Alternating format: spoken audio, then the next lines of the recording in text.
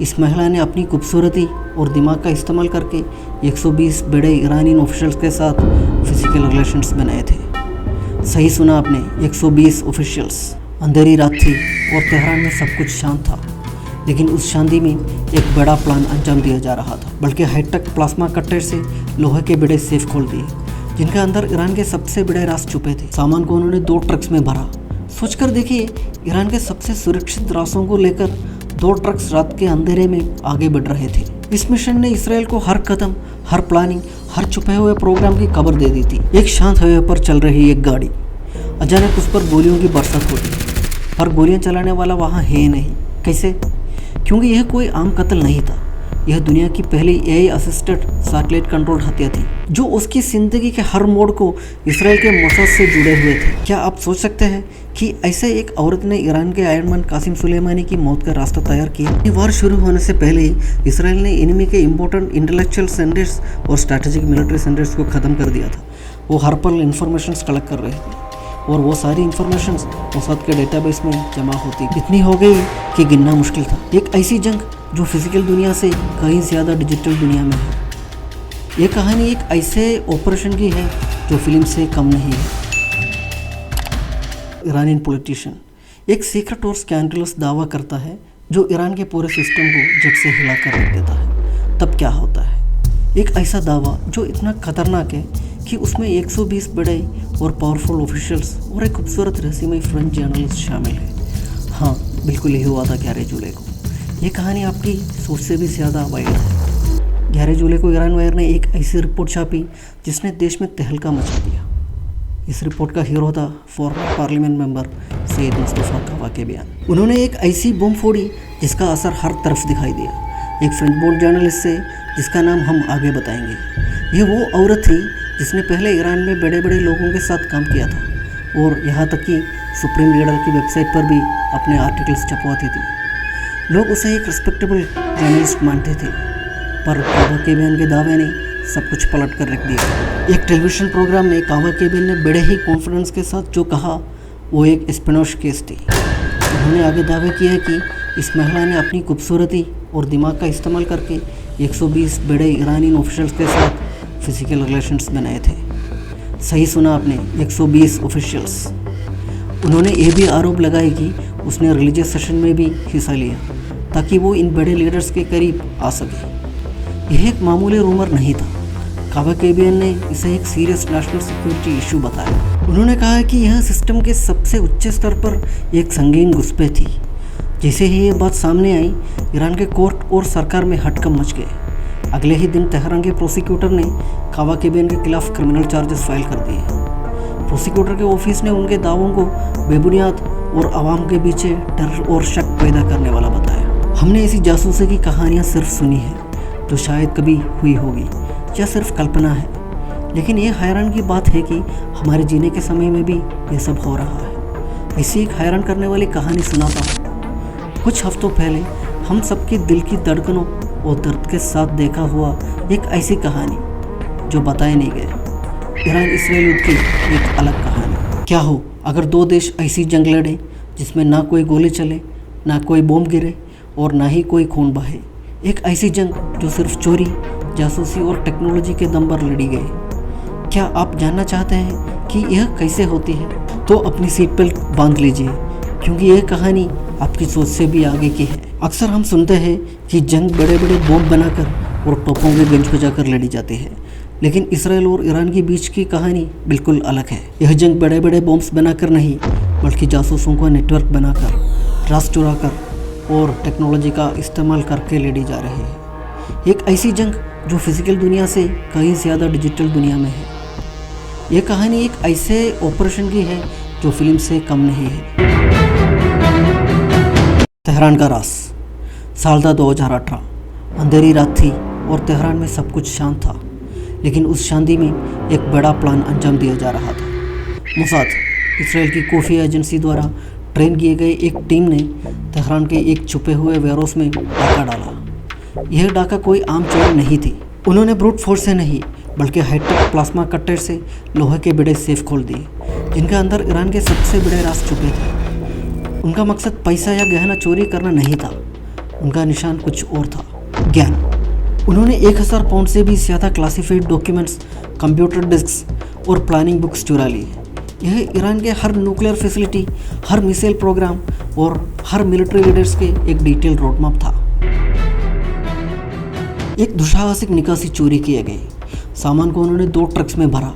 सोचकर देखिए, ईरान के सबसे सुरक्षित रास्तों को लेकर 2 ट्रक्स रात के अंधेरे में आगे बढ़ रहे थे। यह एक दुर्भाग्यपूर्ण और दुस्साहसिक काम था, जिसने मोसाद को ईरान के सबसे सुरक्षित रास्तों की चाबी दे दी थी। इस मिशन ने इसराइल को हर कदम, हर प्लानिंग, हर छुपे हुए प्रोग्राम की खबर दे दी थी। यह सिर्फ एक चोरी नहीं थी, यह एक स्ट्रैटेजिक जीत थी। इस एक मिशन ने पूरे ईरान को हिलाकर रख दिया था। इससे उन्हें आने वाले खतरे की और तैयारी का पूरा ब्लूप्रिंट मिल गया था। इस कहानी का सबसे बड़ा रहस्य यह है कि हमें इस जासूसों के बारे में ज़्यादा कुछ नहीं पता। सिर्फ यह पता है कि उन्होंने एक ऐसा काम किया जिसने दुनिया को ईरान इसराइल जंग की एक नया पहलू दिखाया। एक शांत हाईवे पर चल रही एक गाड़ी, अचानक उस पर गोलियों की बरसात होती है, पर गोलियां चलाने वाला वहाँ है नहीं। कैसे? क्योंकि यह कोई आम कत्ल नहीं था। यह दुनिया की पहली AI असिस्टेड सैटेलाइट कंट्रोल्ड हत्या थी।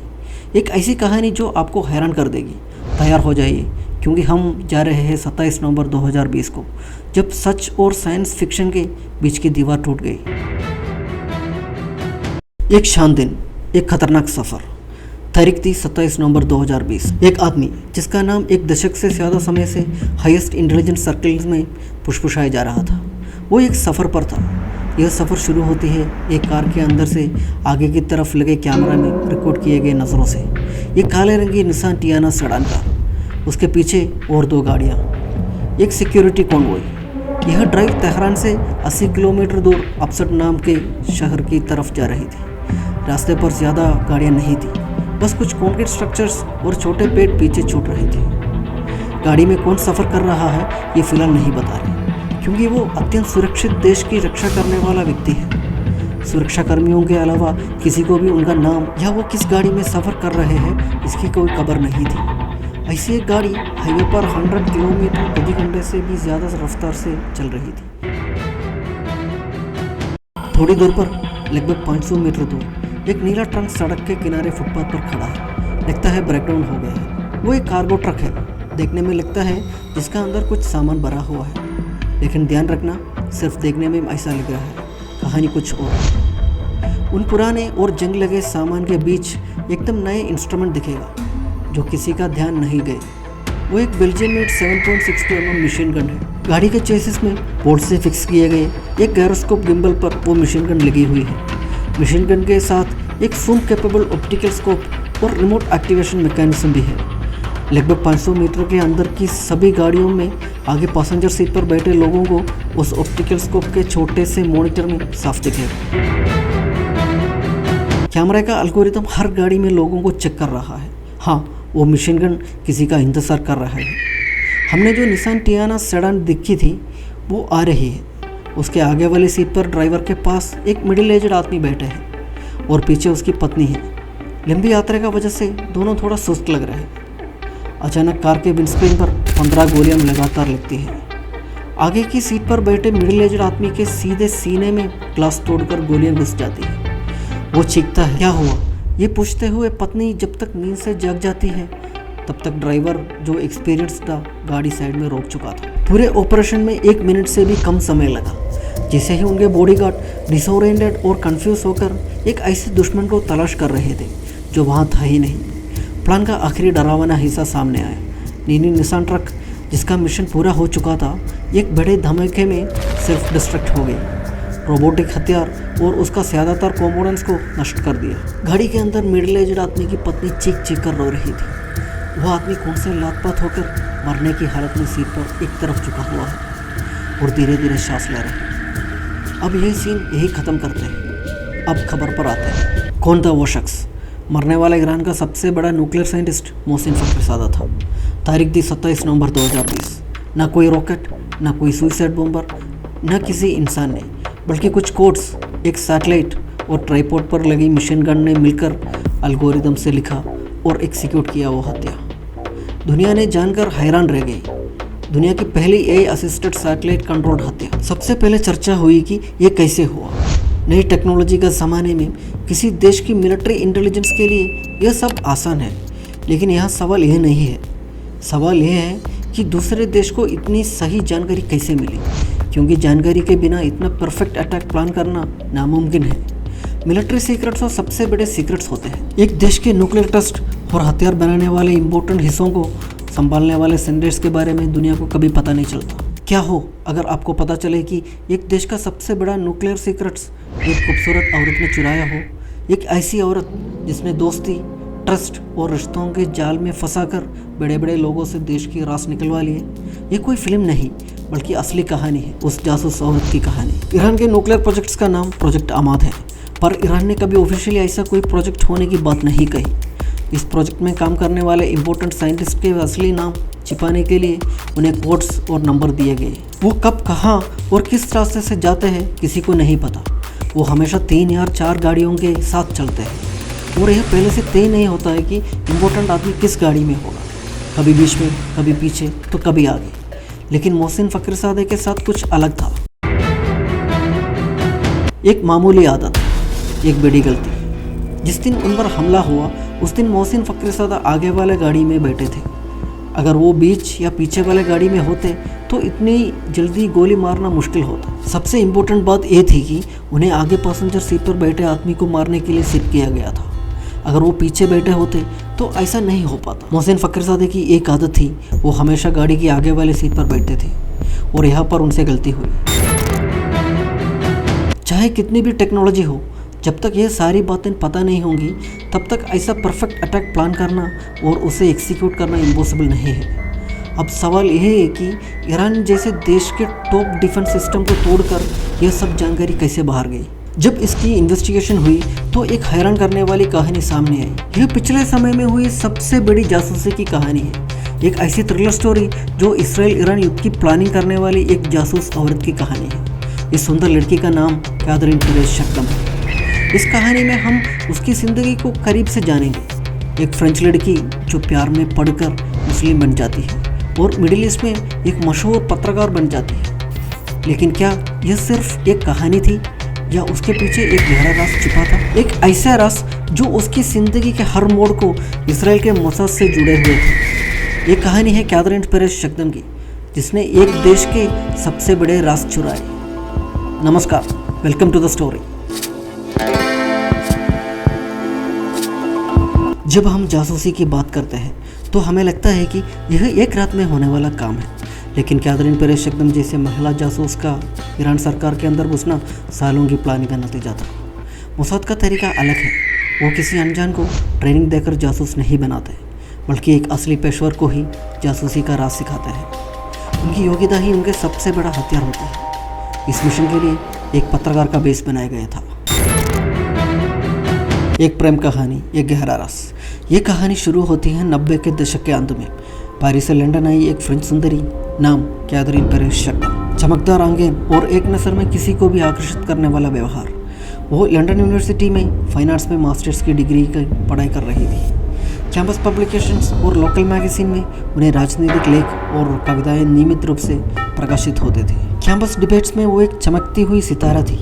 उनके साथ दोस्ती करने के लिए कॉलेज के सभी लड़के तरस रहे थे, लेकिन कॉलेज के एकेडमिक सर्कल में अहमद मुस्तफ़ा नामक एक यमनी सुंदर लड़का उसका दिल चुरा ले गया। ध्यान रखना, यमन से आया एक मुस्लिम लड़का जिसके बारे में आज दुनिया जानता है। अहमद मुस्तफ़ा नाम काल्पनिक है। अहमद से प्यार होने के बाद कैथरीन एक लेखिका के रूप में और मशहूर हो गई। अहमद लंदन के प्रमुख लेखकों और पत्रकारों से करीबी संबंध रखते थे और उसने अपनी प्रेमिका को हर जगह मिलवाया। इस तरह उसने नए संबंधों का फ़ायदा उठाया और एक लेखिका के रूप में नाम कमाया। 6 महीने के प्यार के बाद उन्होंने शादी कर ली। फाइनेंस में मास्टर्स पूरे होने के बाद उन्होंने कम्युनिकेशन में एक और मास्टर्स डिग्री ली। फ्रीलांस जर्नलिस्ट बनकर वो दुनिया घूमी और इस दौरान उनको 2 बच्चे भी हुए, एक लड़का और एक लड़की। फिर लंदन में रहना ख़त्म करके वो यमन में बस गए, लेकिन सामूहिक रूप से शादी में अनबन हो गई और तलाक हो गया। तलाक के बाद भी वो यमन में ही रही। तब तक मिडिल ईस्ट की राजनीति में गहराई से जानकर एक जर्नलिस्ट के रूप में अंतर्राष्ट्रीय मीडिया में उन्होंने नाम कमाया था। उस नाम के अलावा यमनी मुस्लिम लड़के से प्यार होने से लेकर उसका जीवन का हर पल प्लान और लागू किया गया था। दुनिया के सबसे खतरनाक सीक्रेट एजेंसी इसराइल के मोसाद ने किया था। यह उस समय किसी को नहीं पता था। अरब रेवोल्यूशन, एक नया मौका। 2009 से 2011 तक अरब दुनिया में विभिन्न प्रकार के राजनीतिक और सामाजिक बदलाव देखे गए। टूनीशिया में शुरू हुई जास्मिन रेवोल्यूशन और फिर पूरे अरब दुनिया में फैलकर अरब रेवोल्यूशन के रूप में खिलना दुनिया ने देखा। लेकिन ईरान अरब रेवोल्यूशन का हिस्सा नहीं बना। वहाँ छोटे मोटे विरोध प्रदर्शन हुए जिसने सरकार ने शुरुआत में ही दबा दिया। अंतर्राष्ट्रीय मीडिया में ईरान की जन विरोधी नीतियों के बारे में खबर आती रही, लेकिन इस बीच ईरान के समर्थन में और सरकार के नजरियों को दर्शाने वाले कुछ लेखक प्रमुख अंतर्राष्ट्रीय मीडिया में दिखे। स्वाभाविक रूप से ऐसा लेख ईरान में खूब फैले। उन लेखों को पढ़ने वाले ने लेखक का नाम देखा, कैथरीन पेरेस शक्दम। लोगों को उनका बारे में सिर्फ इतना पता है कि वो यमन की एक पत्रकार है। 2010 से वो यमन के मीडिया और अन्य प्रमुख अंतर्राष्ट्रीय मीडिया में लगातार लिख रहे हैं। उनके अधिकांश लेख अरब देशों में पश्चिमी दाखिल और तेहरान के रक्षा प्रयासों की प्रशंसा के बारे में होते हैं। हम जिस जासूसी कहानी की बात कर रहे हैं उसका पहला चरण यानी सेमीन तैयार करना उन लेखों ने अच्छे से पूरा किया। क्या हो अगर एक देश खुद अपने दुश्मन को रेड कारपेट बिछाकर स्वागत करे। एक ऐसी जासूस जो अपनी खूबसूरती और दिमाग से न सिर्फ बड़े बड़े नेताओं का विश्वास जीत ली बल्कि उनके घर के अंदर तक घुस जाती है। कैथरीन पेरेस शक्दम जो एक जर्नलिस्ट के रूप में आई और ईरान के सबसे गहरे राज लेकर चली गई। कैथरीन पेरेस शक्दम की कहानी में अगला दाव था ईरान में एंट्री करना, लेकिन कोई शक नहीं होना चाहिए, है ना। इसके लिए रास्ता था नादर तालिबजादे, एक ईरानियन फिल्म डायरेक्टर। बहुत से लोगों ने उनका नाम नहीं सुना होगा और इसकी एक वजह है, अंतर्राष्ट्रीय स्तर पर उन्हें एक और नाम से जाना जाता है, ईरानियन गोबल्स। जैसे जोसेफ गोबल्स हिटलर के प्रोपेगेंडा मिनिस्टर थे, उसी तरह नादर तालिबजादा भी ईरान सरकार के लिए प्रोपेगेंडा फिल्म्स बनाते थे। जोसेफ गोबल्स का एक वाक्य प्रसिद्ध है, a lie told once remains a lie but a lie told 1000 times becomes the truth. एक बार बोला गया झूठ झूठ ही रहता है, लेकिन 1000 बार बोला गया झूठ सच बन जाता है। नादर तालिबजादा धर्मगुरुओं, प्रशासन और सेना के बड़े बड़े अफसरों के करीबी दोस्ती थे। ऐसा इन्फ्लुएंशियल व्यक्ति को एक दिन कैथरीन पेरेस शक्दम के ईमेल्स आने लगे। उसने रशिया टुडे के लिए कुछ रिपोर्ट्स तैयार करने के लिए ईरान आने और कुछ लोगों के इंटरव्यू करवाने की मांग की। यह उस समय था जब ईरान में राष्ट्रपति चुनाव हो रहे थे। नादर तालिबजादा कैथरीन को पहले से जानते थे। उन्हें याद था कि 2015 में तेहरान में पैलेस्टीन कॉन्फ्रेंस में उसने मुलाकात की थी। उन्होंने सोचा कि इससे दो बड़े फायदे होते हैं। एक, कैथरीन की मिडिल ईस्ट की राजनीति पर असाधारण समझ थी। जब एक यूरोपियन युवा इस्लामी सरकार की प्रशंसा में लेख लिखती है तो उसका प्रभाव बताने की कोई ज़रूरत नहीं थी। इसे ईरान को अंतर्राष्ट्रीय स्तर पर अपनी बात रखने के लिए एक नया उपकरण मिल जाएगा। नादर तालिबजादा का फ़ोन सही जगह पहुंचा। कुछ दिन बाद कैथरीन पेरेस शक्दम के मेल बॉक्स में ईरानियन सरकार का अनौपचारिक निमंत्रण आया। निमंत्रण देश में हो रहे डेमोक्रेटिक इलेक्शन में महिलाओं की पार्टिसिपेशन को सीधा देखने और उस पर लेख लिखने के लिए था। उस ईमेल करते समय ईरान के प्रोपेगेंडा फिल्म डायरेक्टर को पता नहीं था कि वो एक विनाशकारी आंधी को बुला रहे हैं। यहाँ आमतौर पर जासूस चुपकर देश प्रवेश करते हैं। यहाँ ईरान सरकार ने रेड कारपेट बिछाकर इसराइली जासूस का स्वागत किया है। बाद में नादर तालिबजादा ने कैथरीन के लिए ईरान के राष्ट्रपति इब्राहिम रईसी सहित कई बड़े लोगों का इंटरव्यू करवाए। इब्राहिम रईसी कौन थे? वो ईरान के सुप्रीम लीडर आयतुल्ला खमेनी के सबसे करीबी अनुयायी थे, एक अत्यंत धनवान और एक प्रभावशाली संरक्षक। एक इंटरव्यू के बाद कैथरीन ने इब्राहिम रईसी का विश्वास जीत लिया और उनके प्रचार अभियानों में उनके साथ घूमने लगी। उस चुनाव में कैथरीन पेरेस शक्दम के नाम से तेहरान टाइम्स, मशरिक, मेहर न्यूज़ जैसे देश के प्रमुख मीडिया में मिडिल ईस्ट की राजनीति के सही विश्लेषण छापे। वोटिंग से एक रात पहले इब्राहिम रईसी के साथ रशिया टुडे टेलीविजन पर लाइव इंटरव्यू दिखाया गया। एक विदेशी पत्रकार होने के नाते उनका ईरान मीडिया और राजनीति पर इतना प्रभाव पहले कभी नहीं देखा। ईरान सरकार ने ऐसी अनुमति किसी को नहीं दी थी। कई लोगों ने इसे संदेह की नज़र से देखा है, लेकिन उनकी सुरक्षा व्यवस्था में कैथरीन पर किसी को कोई शक नहीं हुआ, क्योंकि शक करने वालों के बीच उनकी मुस्कान एक सितारे की तरह थी जो हर चेहरे से शक के बादल हटा देती थी। ये कहानी सिर्फ बड़े बड़े नेताओं तक सीमित नहीं थी। कैथरीन पेरेस शक्दम ने उन सब की बीवियों और बेटियों से भी दोस्ती कर ली। क्लोज मतलब उनके घरों में रेगुलरली जाना, उनके साथ पार्लर जाना, पिकनिक्स पर जाना और गवर्नमेंट के इम्पोर्टेंट फंक्शंस में भी साथ रहना। उच्च पोजीशन पर बैठे लोगों की आदतें, प्रॉपर्टी, यहाँ तक कि उनकी पर्सनल जिंदगी के सारे वीकनेस उसने छोटे छोटे बातें करके जान ली। देश की फेमस मीडिया पर्सन उनके साथ टाइम बिता रहे हैं, यह सोचकर वो लेडीज बहुत प्राउड फील करती थी। वो जहाँ भी जाती फोटोज लेती, सेल्फीज भी और नॉर्मल फोटोज भी। हमेशा एक चालू कैमरा, एक माइक्रोफोन उसका बैग या बॉडी पर होता था। वो हर पल इंफॉर्मेशन कलेक्ट कर रही थी और वो सारी इंफॉर्मेशंस मोसाद के डेटाबेस में जमा होती गई। इतनी हो गई कि गिनना मुश्किल था। इस तरह एक जर्नलिस्ट के बेस में कैथरीन ने ईरान की सुरक्षा में एक ऐसी सेंध लगाई जिसका अंदाज किसी को नहीं था। खूबसूरत पत्रकार जो ईरान के सबसे बड़े जनरल्स और नेताओं की सबसे करीबी दोस्ती बन जाती है, उनके घरों में आती जाती है, उनकी बीवियों से दोस्ती करती है और सबसे बड़े राज चुरा लेती है। क्या आप सोच सकते हैं कि ऐसे एक औरत ने ईरान के आयरन कासिम सुलेमानी की मौत का रास्ता तैयार किया? हम 2017 से 2020 तक की घटनाओं के बारे में बात कर रहे हैं। उस समय सिर्फ ईरान से नहीं बल्कि अरब देशों की न्यूज़ में एक नाम बार बार आता था। वो थे जनरल जिनकी कोई सीमा नहीं थी, चाहे छुपी हुई लड़ाई हो या सामने की, वो दोनों में पावरफुल थे। ईरान के नेशनल हीरो कासिम सुलेमानी, वो IRGC के फॉरेन ऑपरेशन के लिए कुड फोर्स के कमांडर थे। ईरान में एक सुपरस्टार जैसे जाने वाला इस शख्स के बारे में यह तक कहा जा रहा था कि वो अगले प्राइम मिनिस्टर बन सकते हैं। उनका इन्फ्लुएंस मिलिट्री, गवर्नमेंट और रिलीजियस लीडर्स सब पर था। क्या आप बिलीव करेंगे अगर मैं कहूँ कि एक एनिमी कंट्री की फीमेल स्पाई ने उन्हें बेवकूफ़ बनाकर अपना साइड कर लिया? बिलीव करना पड़ेगा। रिपोर्ट्स में सिर्फ इतना है कि कैथरीन पेरेस शक्दम कासिम सुलेमानी से करबला में एक रिलीजियस गैदरिंग में मिली और उन्होंने अकेले में कुछ देर बात की। लेकिन कैथरीन ने सुलेमानी से इतनी दोस्ती कर ली थी कि वो अपने ट्रैवल्स और प्लान्स के डिटेल्स भी शेयर करने लगे। उन्होंने कई जगहों पर मीटिंग्स की। तेहरान में उनके फीमेल फ्रेंड्स में कासिम सुलेमानी की बेटी ज़ैनब सुलेमानी भी थी। कैथरीन ने अपने फादर और खुद को एक साथ इन्वॉल्व करके सब कुछ अचीव किया और अपनी मुस्कान के पीछे उसने यह बात छुपा लिया कि ईरान का एडमन कासिम सुलेमानी कुछ साल बाद बागदाद एयरपोर्ट पर टुकड़ों में ब्लास्ट हो जाएगा। ईरान के सभी मेन मीडिया आउटलेट्स ने कैथरीन पेरेस शक्दम नाम की फॉरेन जर्नलिस्ट की बनाई हुई कवर स्टोरी को पब्लिश करने के लिए रेस लगा दी।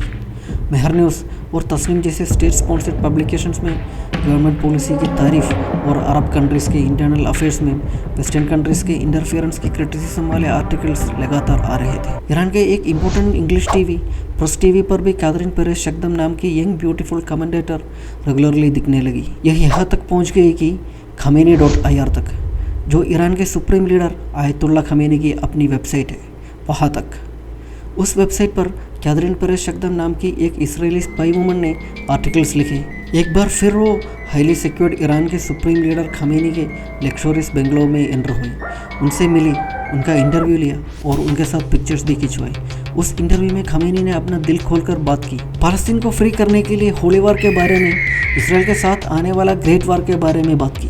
उन्होंने कहा है कि उनकी मिलिट्री स्ट्रेंथ की वास्टनेस उन्हें डरा रहा है। दुश्मन देश में एक जासूस महिला का घुसपैठ का यह चरम था। गवर्नमेंट ने उस फ्रेंच वुमन को एक प्रोपेगेंडा एसेट समझकर गलत समझा। कैमरा का सामने और पीछे सभी सीक्रेट्स उसको खोलकर बता दिए। उसके साथ इंटरेक्ट करने वालों की लाइफ में अब कितने डिस्ट्रक्टिव मोमेंट्स बचे हैं यह बताना मुश्किल है। यह मिस्ट्री किसी को नहीं पता था कि इसराइल के मोसाद की किलिंग मशीन ही यह डिसाइड करती है कि किसकी लाइफ में कितने डिस्ट्रक्टिव मोमेंट्स बचे हैं। बाहर से कुछ और अंदर से कुछ और, यानी एक डबल लाइफ। एनिमीज के बीच पकड़े जाने पर एक्सट्रीम डेथ पेनल्टी के अलावा कुछ नहीं है। यह जानते हुए भी इस डबल लाइफ को इफेक्टिवली जीना एक्सट्रीमली डिफिकल्ट है। लेकिन कैथरीन पेरेस शक्दम ने तेहरान में अपने मिशन को बिना किसी छोटी सी गलती के और बिना कोई डाउट क्रिएट किए कंप्लीट किया। रिलीजन ही वो पर्दा था जिसने उसे खुद को छुपाने के लिए बनाया था। पब्लिकली वो एक परफेक्ट डिवोट मुस्लिम जर्नलिस्ट थी। उसने क्लोथिंग, बिहेवियर और वर्शिपमेंट ट्रेडिशन के सभी रूल्स फॉलो करने का प्रटेंड किया। रिलीजियस स्क्रिप्चर्स के डीप नॉलेज से उसने रिलीजियस स्कॉलर्स को भी सरप्राइज कर दिया। ईरान की पॉलिसीज़ को प्रेस करते हुए और एनिमीज़ को क्रिटिसाइज करते हुए कई आर्टिकल्स लिखे। अंदर से वो एक जीव थी और उसका गोल था ईरान का न्यूक्लियर सीक्रेट्स को चुराना। सीक्रेटली वो इसराइल के लिए, मोसाद के लिए, हर जगह होने वाला हर चीज़, मिलने वाला सभी न्यूज़ रिकॉर्ड कर रही थी। कभी कभी इलेक्ट्रॉनिक डिवाइस में और जब वो पॉसिबल नहीं होता तो अपना माइंड में। ईरान की इंटरनल सिक्योरिटी नोटोरियस है।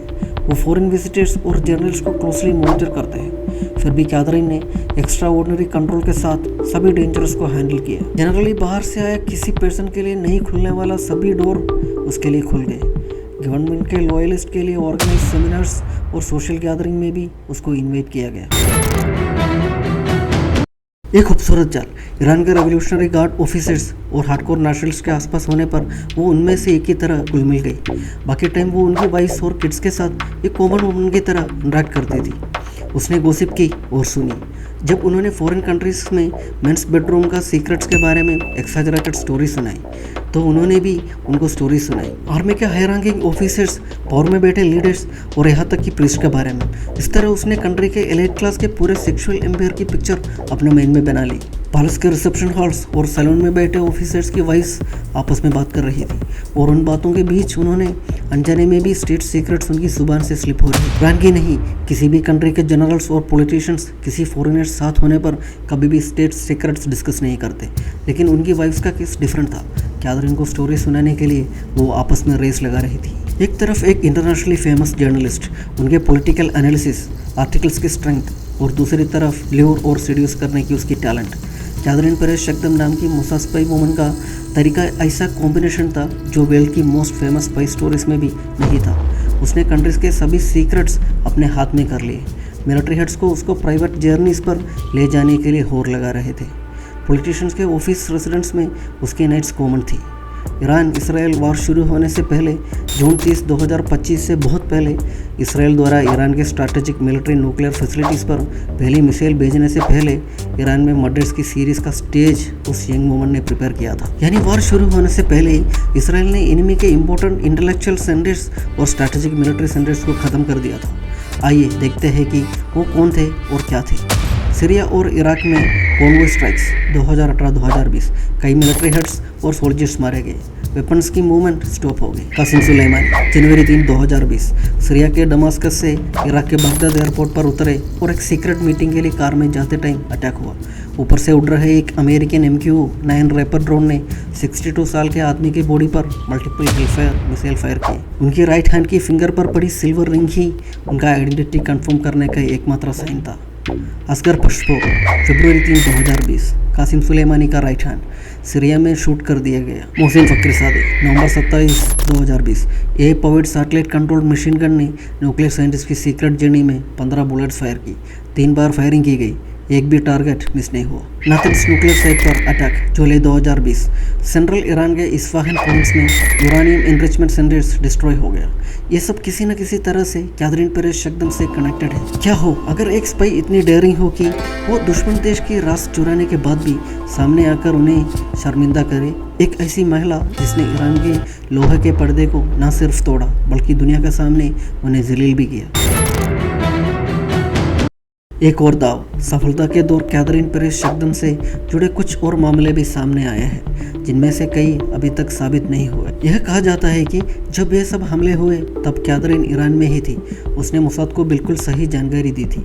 कभी वो सरकारी अधिकारियों के बेडरूम्स में होती थी या फिर उनके बगीचों में उनकी बीवियों के साथ गॉसिप कर रही होती।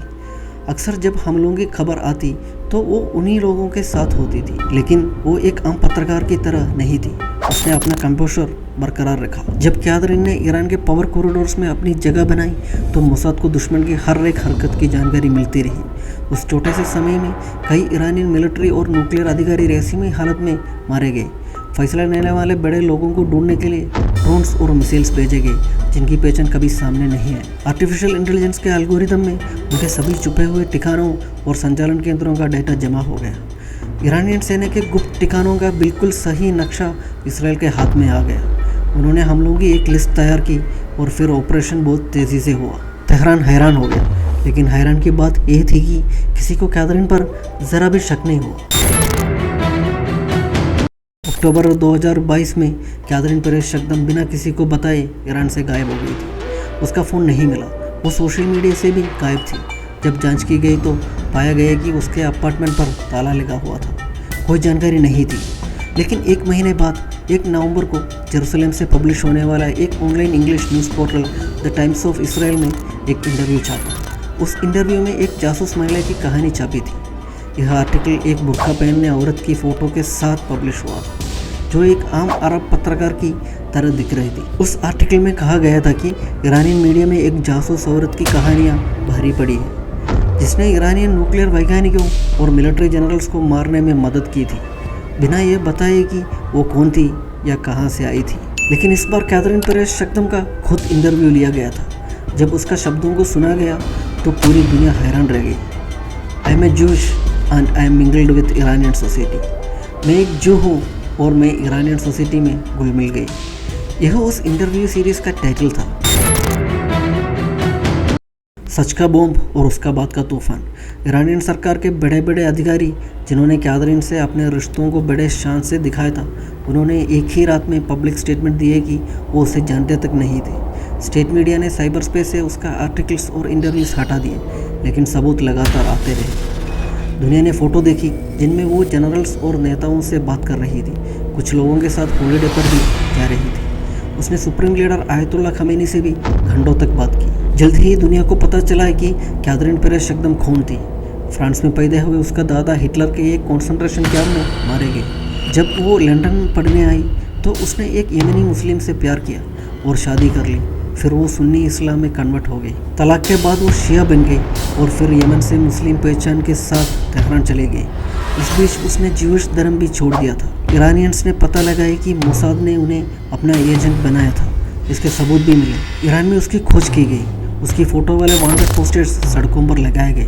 3 बड़े अधिकारियों जिनका नाम साफ नहीं है, उन्होंने ये स्वीकार किया कि कैथरीन को गुप्त गतिविधियों में मदद की थी। उन्हें गद्दार मानकर फांसी दे दी गई। मकसद सिर्फ ख़त्म करना नहीं था। BBC समेत कई मीडिया आउटलेट्स पर कैथरीन ने विस्तारित इंटरव्यू सामने आए। उनमें से कई भी उसने यह दावा नहीं किया है कि वो मोसाद की एजेंट थी। उसने सभी आरोपों को नकराते हुए कहा है कि ईरान में जो उसने किया वो सिर्फ एक बहुत ही एडवेंचरस इन्वेस्टिगेटिव जर्नलिज्म थी। उसने पब्लिकली अनाउंस किया है कि वो मुस्लिम पहचान छोड़ने के बाद ज्यूइश धर्म का पालन करना जारी रखेगी। अगर उसने जासूसी की तो उसे चुपचाप चला जाना चाहिए था, है ना? उसने दुनिया का सामने अपनी असली पहचान क्यों जाहिर की? ईरान के लिए सबसे बड़ा ब्लो यही था। मोसाद का भी यही मकसद था। मोसाद ने दुनिया के देशों के सामने ईरान को शर्मिंदा करने का एक संदेश दिया कि चाहे आप अपने राज़ों को कितना भी छिपा लें, हमारे एक स्पाई बिना किसी मुश्किल के ही उनमें प्रवेश कर जाएगा। ईरान कोई ऐसा देश नहीं जिसे इसराइल या अमेरिका चाहे तो इतनी आसानी से हराया जा सके। यह हज़ारों साल पुरानी महान संस्कृति वाला देश है। यह दुनिया के मुस्लिम देशों में सबसे पावरफुल है। यह पक्का है कि इस तरह ईरान इसराइल की सभी युद्ध रणनीति का पूरी ताकत का सामना करेगा। लेकिन क्या ईरान कैथरीन पेरेस शक्दम जैसे किसी शख्स की वजह से होने वाला नुकसान से रिकवर हो पाएगा? ईरान में कैथरीन पेरेस शक्दम जासूसी मामले से हंगामा मच गया। कुछ हफ्ते पहले वहां एक फॉर्मर एमपी ने पब्लिकली आरोप लगाया था कि कैथरीन का ईरान में लगभग 120 हाई प्रोफाइल लोगों के साथ रिश्ता था। ईरान के प्रोसिक्यूटर ने आरोप लगाने वाला एमपी के खिलाफ क्रिमिनल चार्जेस फाइल किए। ईरान और अंतर्राष्ट्रीय स्तर पर खुफिया विभाग गुप्त तरीके से उसकी तलाश कर रहे हैं। उसने एक बार मीडिया के सामने एक कहते हुए अपीयर किया था कि वो सिर्फ एक पत्रकार थी और इन आरोपों से उन्हें कोई फर्क नहीं पड़ता। उसने कहा है कि वो यूके में नौकरी कर रहे हैं। अब उनके बारे में किसी को कुछ नहीं पता। शायद वो कभी सामने ना आए। कभी कभी उसका एक्स अकाउंट एक्टिवेट हो जाता है और उसके ब्लॉग पर कुछ आर्टिकल्स अपीयर होते हैं। ईरानियन एजेंसीज उसके पीछे नहीं जाते। उन्हें पता है कि वो ऐसा नहीं कर रही होगी, ये कोई और होगा और दुनिया के किसी कोने में शायद हम में से किसी के बीच एक नई मुस्कान के साथ फेयरलेस होकर गुम रही होगी। तो दोस्तों, मिलते हैं अगला इंटरेस्टिंग टॉपिक के साथ। धन्यवाद।